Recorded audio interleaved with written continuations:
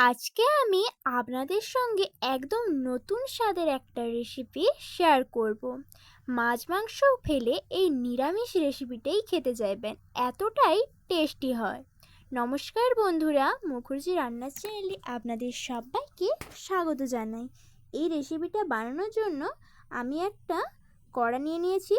কড়ার মধ্যে বেশ কিছুটা পরিমাণে জল দিয়ে দিচ্ছি। তারপরে হাফ চামচ মতো নুন দিয়ে দিলাম। এবারে 100 গ্রাম সয়াবিনকে দিয়ে দেব। সয়াবিনটা দেওয়ার পর এটা 2 মিনিটের জন্য ঢাকা দিয়ে কুক করে নেব।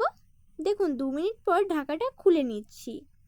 এবারে সয়াবিনটাকে জল থেকে একটা ছান্তার সাহায্যে তুলে নিতে হবে। আর গ্যাসটাকেও অফ করে দিয়েছি। দেখুন সব সয়াবিনগুলোকে একটা পাত্রের মধ্যে তুলে নিয়েছি। এবারে ঠান্ডা জল দিয়ে একটু ধুয়ে নিচ্ছি। এই গরম অবস্থাতে তো সয়াবিনে হাত দেওয়া যাবে না, তাই জল দিয়ে দিলাম। এবারে একটা মিক্সিং বোলের মধ্যে জলটা নিজড়ে দিয়ে দিচ্ছি। এইভাবে সব সয়াবিনগুলোকে দিয়ে দেব। সবগুলো দেওয়া হয়ে গেলে মিক্সিং জারের ঢাকাটা বন্ধ করে এটা পেস্ট করে নিচ্ছি। দেখুন পেস্ট হয়ে গিয়েছে। এবারে একটা থালার মধ্যে ঢেলে নেব। একদম মিহি করে পেস্ট করবেন না, এরকম পেস্ট হলেই হয়ে যাবে। পুরো সয়াবিনটাকে ওই থালার মধ্যে দিয়ে দিচ্ছি। দেখুন কত সুন্দর পেস্ট হয়ে গিয়েছে। আর সয়াবিনটা পেস্ট করার সময় ওর মধ্যে জল দেওয়ার দরকার নেই। এবারে ওই সয়াবিনের মধ্যে হাফ চামচ জিরে গুঁড়ো, হাফ চামচ ধনে গুঁড়ো, আর 4 ভাগের 1 ভাগ লঙ্কা গুঁড়ো, হাফ চামচ হলুদ গুঁড়ো আর স্বাদ মতন নুন দিয়ে দিলাম। এবারে 2 চামচ বেসন দিয়ে দিচ্ছি। এখানে জল না দিয়ে মাখিয়ে নিতে হবে।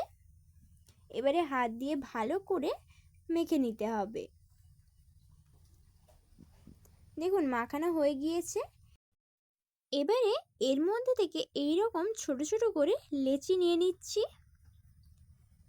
তারপরে এইভাবে হাতের সাহায্যে মুঠো করে নেব। একই রকমভাবে সবগুলো তৈরি করে নেব।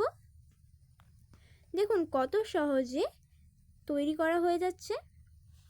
সবগুলো তৈরি হয়ে গিয়েছে।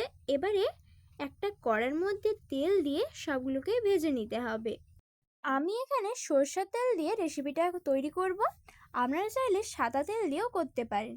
তেলটাকে ভালোভাবে গরম করে নিতে হবে।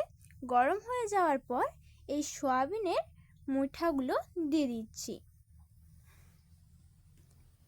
প্রথমবার একটু কম করে দিয়ে ভেজে নেব, তারপরে সবগুলো দিয়ে দেব। আর একটুক্ষণ থাকার পর উল্টাতে হবে, না হলে ভেঙে যেতে পারে। আর গ্যাসটাকে আমি হাই ফ্লেমেই রেখেছি।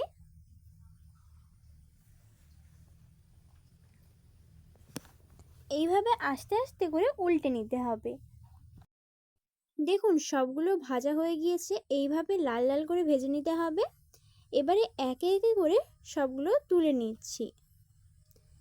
একই রকমভাবে সবগুলো ভেজে নিচ্ছি। আর এইটা ভাজার সময় যেন তেলটা খুব ভালোভাবে গরম থাকে, না হলে কড়ার মধ্যে জড়ে যেতে পারে। দেখুন সবগুলো দিয়ে দিয়েছি। আবারও ভালো করে ভেজে নেব। এবারে একটা পাত্রের মধ্যে তুলে নিচ্ছি। এবারে ওই তেলের মধ্যে আলুগুলোকে দিয়ে দিচ্ছি। আমি আলুগুলোকে এইভাবে ছোট ছোট করে কেটে নিয়েছি যাতে তাড়াতাড়ি সেদ্ধ হয়। এবারে ওই আলুর মধ্যে স্বাদ মতো নুন আর হাফ চামচ হলুদ দিয়ে দিলাম। নুন আর হলুদটাকে দিয়ে আলুটাকে ভালো করে ভেজে নিতে হবে। দেখুন আলুটাকে এইভাবে লাল লাল করে ভাজা হয়ে গেলে একটা পাত্রের মধ্যে তুলে নিচ্ছি। বাকি যে তেলটা আছে ওই তেলটার মধ্যে একটা তেজপাতাকে ছিঁড়ে দিয়ে দিচ্ছি। তারপর দুটো এলাচ দিয়ে দিলাম। এলাচটাকে একটু ফাটিয়ে নিয়েছিলাম। এবার একটু নেড়ে চেড়ে এর মধ্যে হাফ চামচ গোটা জিরে দিয়ে দিচ্ছি। আর একটু হিং দিয়ে দিলাম। একদম সামান্য পরিমাণে হিং দিতে হবে। আর আদা কাঁচা লঙ্কার বাটাটা দিয়ে দিচ্ছি। নিরামিষ তরকারিতে হিং দিলে নিরামিষ তরকারিটা খুবই সুন্দর লাগে। যদি হিংটা না থাকে তাহলে নাও দিতে পারেন। এবারে ওই মশলার মধ্যে একটা টমেটোকে দিয়ে দিচ্ছি। তারপরে সব কিছুকে ভালো করে নেড়েচেড়ে মিশিয়ে নেওয়ার পর এর মধ্যে স্বাদ মতো নুন দিয়ে দিচ্ছি।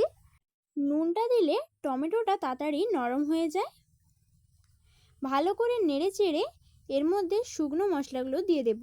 আর এই সময় গ্যাসটাকে একদম লো ফ্লেমে দিতে হবে, নাহলে সব মশলাগুলো চুঁয়ে যাবে। এর মধ্যে হাফ চামচ জিরে গুঁড়ো, হাফ চামচ ধনে গুঁড়ো, হাফ চামচ হলুদ গুঁড়ো আর রঙের জন্য হাফ চামচ কাশ্মীরি লঙ্কার গুঁড়ো দিয়ে দিলাম। তারপরে ভালো করে নেড়েচেড়ে মশলাটাকে ভেজে নেব। ভাজা হয়ে গেলে এর মধ্যে 1 বাটি মতন জল দিয়ে দিচ্ছি। খুবই অল্প পরিমাণে জলটা দিতে হবে। জলটা দিয়ে ভালো করে মশলার সঙ্গে মিশিয়ে নেব। মশলার মধ্যে থেকে তেল ছাড়লে ভেজে রাখা আলুগুলো দিয়ে দিচ্ছি। আলুগুলোকে দিয়েও মশলার সঙ্গে ভালো করে মিশিয়ে নেব। ভাজার সময় আলুটা সেদ্ধ হয়নি ভালো করে, তাই এখন ভালো করে সেদ্ধ করে নিতে হবে। যাতে আলুটা সেদ্ধ হয়ে যায় তার জন্য একটু জল দিয়ে দিলাম। জলটা দিয়ে আবারও ভালো করে নাড়িয়ে নেব। আর এই সময় গ্যাসটাকে মিডিয়াম ফ্লেমে রাখতে হবে। দেখুন এবারে এর মধ্যে হাফ চামচ চিনি দিয়ে দিচ্ছি। চিনি দিলে এই তরকারির টেস্ট খুবই সুন্দর আসে। চিনিটা আপনারা মশলা ভাজার সময় দিতে পারেন। আবারও একটু জল দিয়ে আলুটাকে ভালো করে কষিয়ে নিচ্ছি। আলুটা সেদ্ধ হয়ে গিয়েছে।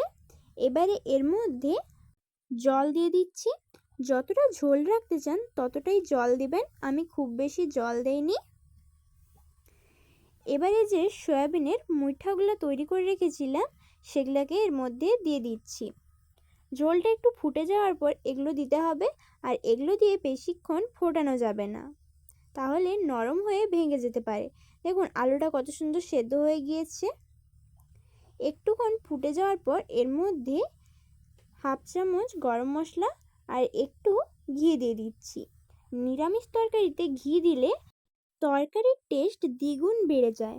ঘিটাকে ভালো করে সব কিছুর সঙ্গে মিশিয়ে নিলাম। দেখুন কত সহজে রেসিপিটা তৈরি হয়ে গেল। এবারে গরম গরম ভাতের সঙ্গে এই রেসিপিটা সার্ভ করে দিবেন। একবার এই রেসিপিটা বানিয়ে দেখবেন, বাড়ির সবাই আঙুল চেটে খাবে আর বারবার খেতে চাইবে। এই রেসিপিটি ভালো লেগে থাকলে লাইক এবং শেয়ার করে দিবেন। আমার চ্যানেলে নতুন বন্ধু হয়ে থাকলে চ্যানেলটিকে সাবস্ক্রাইব করে দিবেন। ধন্যবাদ পুরো রেসিপিটা শেষ পর্যন্ত দেখার জন্য।